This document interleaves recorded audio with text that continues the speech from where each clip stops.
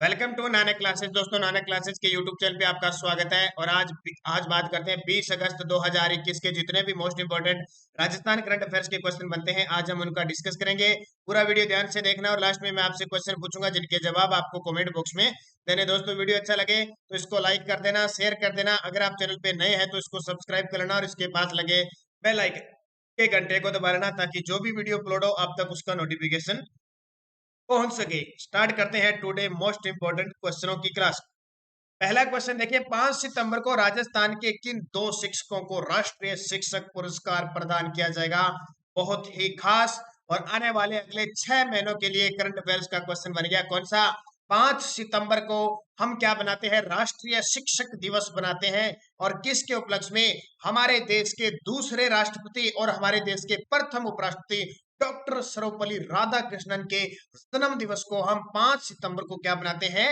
राष्ट्रीय शिक्षक दिवस। और इस दिन हमारे देश में जो मुख्य भूमिका, शिक्षा में मुख्य भूमिका निभाने वाले शिक्षकों को सम्मानित किया जाता है। तो हाल ही में घोषणा हुई है कि 5 सितंबर 2021 को शिक्षक दिवस पर राजस्थान के दो शिक्षकों को राष्ट्रीय शिक्षक पुरस्कार प्रदान किया जाएगा। उनके नाम देख लो, दीपक जोशी और जय सिंह धनखड़। क्या नाम है? गौर कर लो, अगले 6 महीनों में एग्जाम में क्वेश्चन बन गया। दीपक जोशी और जय सिंह धनखड़। शिक्षक दिवस 5 सितंबर, पूरे देश के 44 शिक्षकों को शामिल किया गया है। पूरे देश में 44 शिक्षक सम्मानित होंगे, उनमें राजस्थान के दो शिक्षक शामिल है। बहुत बड़ी बात है। पूरे भारत के अंदर 28 राज्य है। 28 राज्य और केंद्र शासित प्रदेशों में टोटलों के अंदर सिर्फ महज 44 शिक्षकों को दिया जाएगा, और उसमें दो हमारे राजस्थान के शिक्षक आ जाते हैं। बहुत बड़ी बात है। और वो कौन से हैं? दीपक जोशी तो बीकानेर के हैं। दीपक जोशी बीकानेर इस कोरोना काल में ऑनलाइन शिक्षा को बढ़ावा देने के लिए बहुत बड़ा प्लेटफॉर्म आया था शिक्षा का, ऑनलाइन। और अपने दम पर दीपक जोशी ने ऑनलाइन शिक्षा से बच्चों को जागृत किया, शिक्षा दी। इस कारण एक तो इनका चुनाव हुआ है, दूसरे झुंझुनू के जय सिंह धनखड़। कौन है? झुंझुनू के जय सिंह धनखड़ एक यानी पीटीआई है, ये शारीरिक शिक्षक है। इन्होंने अपने इस क्षेत्र झुंझुनू क्षेत्र में जन सहयोग से 1 करोड़ रुपए का स्टेडियम तैयार करे, मैदान तैयार करे। बहुत बड़ी बात है। झुंझुनू के जय सिंह धनखड़ शारीरिक शिक्षक यानी पीटीआई, जो 1 करोड़ यानी जन से मैदान, एक बहुत बड़ा ग्राउंड तैयार कर रहे हैं खेल के क्षेत्र में। और बीकानेर के दीपक जोशी ऑनलाइन शिक्षा को बढ़ावा देने के लिए इन दो शिक्षकों का क्या हुआ है? राष्ट्रीय शिक्षक दिवस के रूप में, पुरस्कार के रूप में सिलेक्शन हुआ है। तो बहुत बड़ी बात है। और याद रखना, ये 2020 में जो राष्ट्रीय शिक्षक पुरस्कार दिया था वो एक शिक्षक को मिला था, गीता कुमारी, और वो कहाँ की थी? बाड़मेर जिले की। तो बहुत अच्छी बात। और जब 2018 की बात आती है तो एक नाम आता है। 2018 में ऐप गुरु इमरान खान अलवर के थे, उन्हें राष्ट्रीय शिक्षक पुरस्कार से सम्मानित किया गया। तो ये याद रखना, क्वेश्चन बहुत इंपॉर्टेंट है। दीपक जोशी और जय सिंह धनखड़, कई बार आपको मैं आगे बताऊंगा जब पुरस्कार 5 सितंबर को मिलेगा, फिर भी हम इसकी चर्चा करेंगे। अब तस्वीर में देख सकते हो, ये है दीपक कुमार जी और ये है जय सिंह जी। बहुत बड़ी प्रतिभा। राजस्थान के दो टीचर को नेशनल अवार्ड के लिए चुना गया है। तो बहुत बड़ी बात हो जाती है। दोनों को याद रखना, दीपक जोशी, जय सिंह। और 2020 का मिला गीता कुमारी, क्योंकि हमें करंट 2020 का भी पढ़ना है। कई बार क्या है, एग्जाम के जो पेपर होते हैं वो पहले बने होते हैं। हो सकता है कोई, जैसे पटवारी का कह सकते हैं, कॉलेज लेक्चरर का कह सकते हैं, इनके पेपर पहले हो सकता है बने हो, तो जरूरी नहीं है कि दोबारा चेंज हो भी सकते हैं और नहीं भी हो सकते हैं। इसलिए 2020 का करंट पढ़ना बहुत जरूरी है। 21 का तो पढ़ना ही पढ़ना है। दूसरा, राजस्थान के किन दो शहरों को सोलर सिटी बनाया जा रहा है? राजस्थान के किन दो शहरों को सोलर सिटी बनाया जा रहा है? सोलर सिटी का मतलब ना, पूरी जो विद्युत उत्पाद होगी वो सौर ऊर्जा से मिलेगी। तापीय ऊर्जा से नहीं, सिर्फ सौर ऊर्जा से ही। और वो दो कौन से? पुष्कर और अजमेर। कौन से? पुष्कर और अजमेर, सॉरी, पुष्कर और जैसलमेर शहर में क्या है? पूर्ण रूप से जो बिजली दी जाएगी, सप्लाई होगी, वो कौन सी? सौर ऊर्जा के माध्यम से ही सप्लाई होगी। यानी पूरे के शहर के अंदर सौर ऊर्जा से उत्पादित बिजली का ही प्रयोग किया जाएगा। बहुत अच्छी बात है। ये बहुत पर्यावरण की दृष्टि से और भविष्य के लिए बहुत अच्छी बात है। तो कौन करेगा? राजस्थान राज्य ऊर्जा विभाग ने राजस्थान के जैसलमेर और बीकानेर में सोलर सिटी बनाए जाने की घोषणा की है। और जब भी बात आती है सौर ऊर्जा, पवन ऊर्जा, बायोगैस, बायोमेस, तो याद रखना जो नोडल एजेंसी होगी, जो नोडल एजेंसी काम करेगी वो हमेशा अक्षय ऊर्जा निगम काम करेगी। कौन है?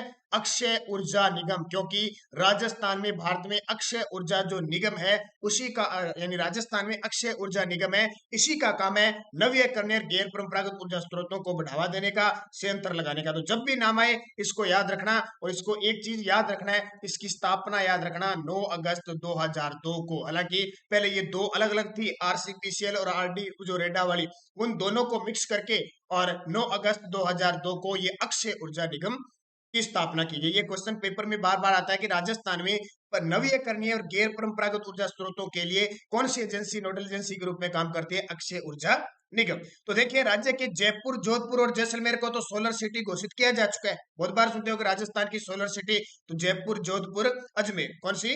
जयपुर, जोधपुर, अजमेर। और राजस्थान के ऊर्जा मंत्री कौन है? तो आपको पता है डॉक्टर बीडी कला, डॉक्टर बुलाकीदास कला है। और जो राज्य रिन्यूएबल ऊर्जा सचिव है, जो सचिव बनते हैं ना सेक्रेटरी, वो कौन है? सुबोध अग्रवाल। तो ये बहुत अच्छी बात है। पुष्कर और जैसलमेर के अंदर दो ये शहर है जहां पे सोलर सिटी बनाई जा रही है। अगला क्वेश्चन देखिए, महिला व बाल विकास राज्य मंत्री ममता भूपेश, राजस्थान की महिला व बाल विकास मंत्री कौन है? ममता भूपेश। ये राज्य मंत्री क्यों लगा है? ये पता है ना आपको राज्य मंत्री क्यों लगा है? क्योंकि जो मंत्री होते हैं वो तीन प्रकार के होते हैं। जो मंत्री परिषद होती है ना, मंत्री परिषद, वो तीन प्रकार की होती है। एक तो होती है कैबिनेट, कैबिनेट मंत्री होते हैं जिसको मंत्रिमंडल कहते हैं। एक होती है राज्य मंत्री और एक होते हैं उप मंत्री। ठीक है, मंत्री परिषद का नाम आते ही सारे आ जाएंगे इसके अंदर। कैबिनेट जिसको मंत्रिमंडल कहते हैं, और ये सबसे खास होता है, इनके स्वतंत्र विभाग होते हैं और ये सरकार का हृदय कहलाते हैं। और ये राज्य मंत्री दो प्रकार के होते हैं, एक तो राज्य मंत्री हो गए और एक स्वतंत्र प्रभार राज्य मंत्री। स्वतंत्र प्रभार कई मंत्रियों के देखना, जैसे गोविंद सिंह डोटासरा है, उसके आगे लगा हुआ स्वतंत्र प्रभार शिक्षा मंत्री। और उप मंत्री ये तो बहुत कम बनाए जाते हैं। तो जिस विभाग में कैबिनेट स्तर का मंत्री नहीं बनता है उसको राज्य मंत्री बना के स्वतंत्र प्रभार दे दिया जाता है। तो मंत्रिमंडल का नाम आए तो सिर्फ कैबिनेट के मंत्री होंगे, मंत्री परिषद का नाम आए तो पूरे होंगे। कई बार आपने न्यूज में देखा होगा कि आज मुख्यमंत्री अशोक गहलोत मंत्रिमंडल की बैठक लेंगे, मंत्रिमंडल का नाम आएगा तो सिर्फ यही भाग लेंगे। इनके अलावा जो किसी को कहेंगे ना, जैसे राज्य मंत्री को बुलावा देंगे तो ही आएंगे, तो नहीं आएंगे। और ऐसे आ गया कि आज मंत्री परिषद की बैठक होगी तो उसमें राज्य मंत्री भी शामिल होते हैं और कैबिनेट मंत्री भी शामिल होते हैं। तो याद रखना, इंपॉर्टेंट ये चीज मैंने बता दी। महिला व बाल विकास राज्य मंत्री ममता भूपेश ने नारी अस्मिता संघर्ष और यथार्थ पुस्तक का विमोचन किया। पुस्तक के संपादक कौन है? तो सारे के सारे हैं डॉक्टर मनीष शर्मा, डॉक्टर सुधा राठी और डॉक्टर अनंता माथुर। ये तीनों ही इस पुस्तक के संपादक हैं। तो लोकसभा अध्यक्ष ओम बिरला, विधानसभा अध्यक्ष सीपी जोशी और मुख्यमंत्री अशोक गहलोत ने राज्यपाल कलराज मिश्र की बायोग्राफी पर आधारित coffee table book Kalraj Mishra निमित्त मात्र हूं मैं का लोकार्पण किया। कई दिन पहले चर्चा में थी, इनका जन्म दिवस आया था तो इनके एक बायोग्राफी लॉन्च हुई थी, निमित्त मात्र मैं हूं का लोकार्पण किया। और इस पुस्तक के जो नारी अस्मिता संघर्ष और यथार्थ पुस्तक है, इसका विमोचन डॉक्टर मनीष शर्मा, डॉक्टर सुधा राठी और डॉक्टर अनंता माथुर ने किया। इंपॉर्टेंट क्वेश्चन है ये। क्वेश्चन बहुत कम आपने देखे होंगे, बहुत कम सुने होंगे। ये क्वेश्चन इस प्रकार के ये पेपर में पूछे जा सकते हैं। ये वो क्वेश्चन है जो अपवाद क्वेश्चन होते हैं। कुछ है ना कि हमने क्रोनोलॉजी हमने पढ़ ली, न्यूज हमने पढ़ ली, सोशल मीडिया हमने देख लिया, यूट्यूब हमने देख लिया, हमें कहीं क्वेश्चन नहीं मिले, इस प्रकार के क्वेश्चन लेके आए। ध्यान रखना, ये 3-4 क्वेश्चन ऐसे हैं आज। हाल ही में केंद्र सरकार ने राजस्थान के कितने जिलों को नागरिक सुरक्षा जिले घोषित किया है? हाल ही में केंद्र सरकार ने राजस्थान के कितने जिलों को नागरिक सुरक्षा जिले घोषित किया है? तो इसका उत्तर हो जाएगा, इसका उत्तर हो जाएगा 12। कितने? हाल ही में केंद्र सरकार ने राजस्थान के 12 जिलों को नागरिक सुरक्षा जिले घोषित किए हैं। देखिए क्या है, 2010 में केंद्र सरकार ने राजस्थान के 21 जिलों को नागरिक सुरक्षा जिले घोषित किए। मैं आपको तथ्य दे रहा हूं साथ साथ में, ताकि आपको दिक्कत नहीं आए। और जब पीडीएफ इसकी टेलीग्राम पे आपको मिलती है तो आप तथ्य पढ़ सकते हो बढ़िया तरीके से। हाल ही में केंद्र सरकार ने राजस्थान के जो 12 जिले बच गए, 21 जिलों को तो पहले नागरिक सुरक्षित घोषित कर दिया, अब 12 और रहेंगे, तो टोटल कितने हो गए? 33 हो गए। 12 जिले जो कौन थे?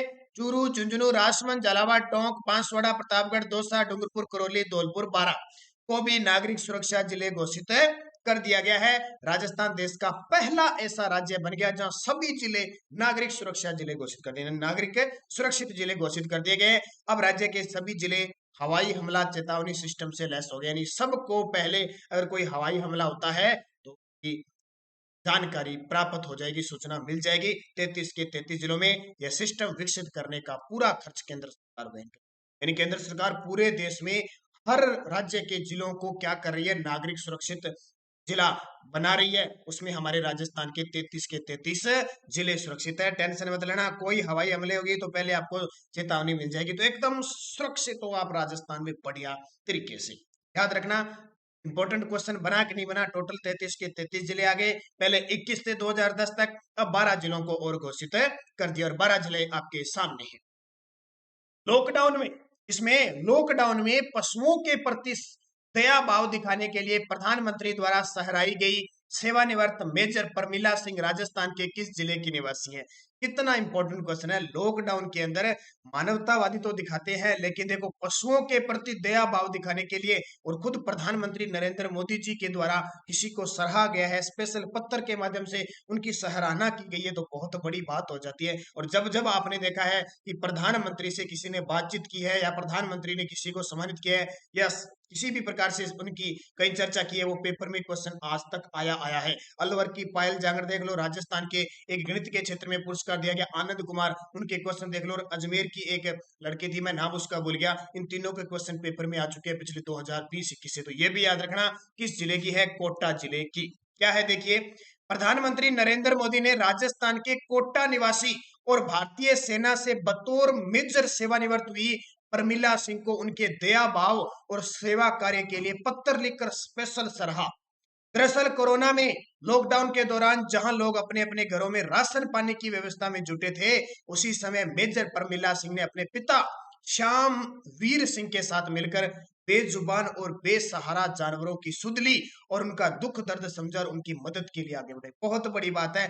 जनता, लोगों की सेवा, मानव की सेवा तो सभी ने की थी, लेकिन लॉकडाउन के अंदर बाहर तो कोई निकलता नहीं था, तो सड़कों पे कौन दिखते थे, पशु दिखते थे।